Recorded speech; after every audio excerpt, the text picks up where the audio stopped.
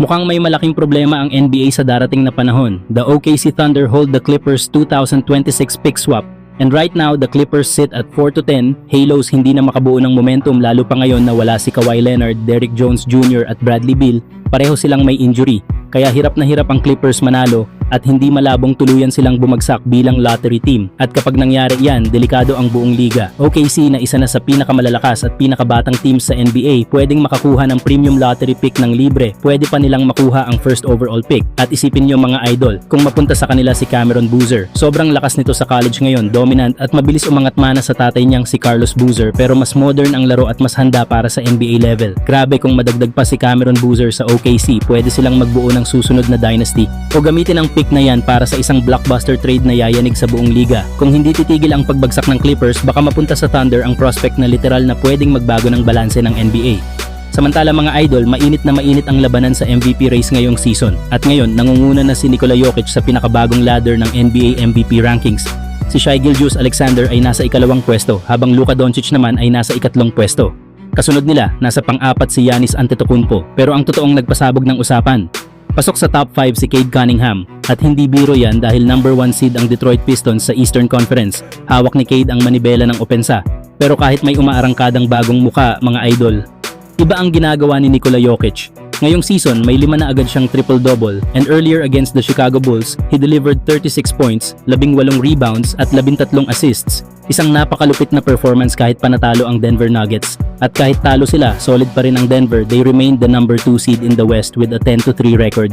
Pero mga idol, tandaan natin, maaga pa. Mahaba pa ang season, pwedeng magbago ang lahat. Hindi pa natin sigurado kung sino talaga ang hahakot ng MVP dahil hindi natin alam ang magiging injuries at posible pang magsimulang uminit sina Luka, SGA at Giannis habang lumalalim ang season. Kayo mga idol, sino ang early MVP pick ninyo? Si Jokic ba? O may hahabol pa? Samantala sa wakas, bumalik na sa court si LeBron James at handa na muling ipakita ang kanyang galing para sa Lakers ngayong season. Tingnan natin ang kanyang mga sinabi at update tungkol sa role, practice at kondisyon niya. Sinabi nga ni LeBron James kung ano ang inaasahan niyang role ngayong season sa Lakers. Hindi daw mahalaga at hindi nga din daw palaging may position.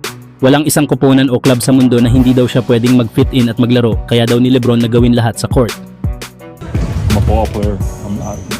The best thing about me and the way I built my game over my whole life and my coaches since I was in Little League, I've never had a position.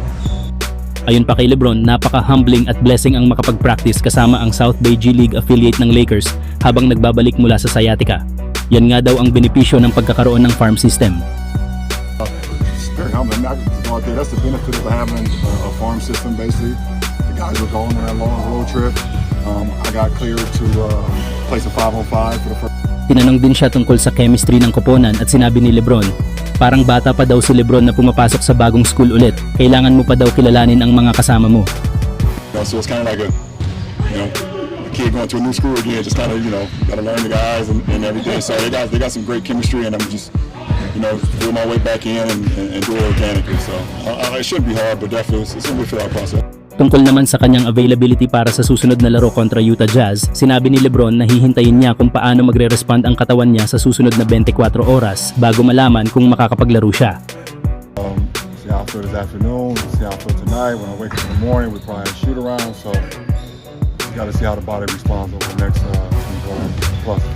Pagkatapos naman ng unang full practice, medyo raspy ang boses niya. Pakiramdam daw ng mga baga ni LeBron ay parang bagong silang na baby. I mean, as expected, obviously, my lungs feel like a newborn baby. That's the most important thing. I got to get my lungs back up to a grown man, and my voice is already gone. Kaya mga idol, abangan natin kung makakapaglaro si LeBron sa susunod na laban, pero malinaw na handa siyang gawin ang lahat sa court para sa Lakers ngayong season.